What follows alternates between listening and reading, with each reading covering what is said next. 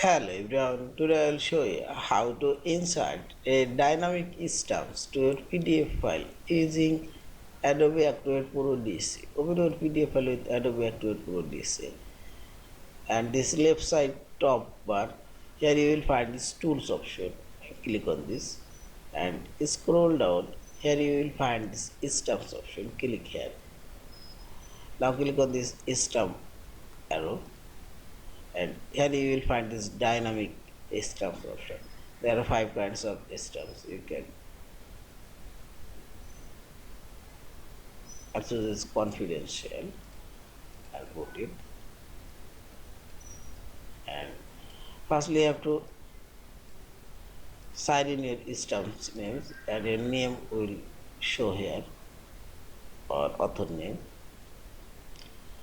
And other dynamic stamps is review. I'll put here.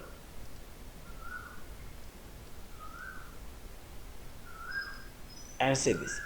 In this way, you can insert dynamic stamps to your PDF file. And finally, select this file option, save or save as a PDF file. Thank you for watching. Please subscribe, like, share, and comments.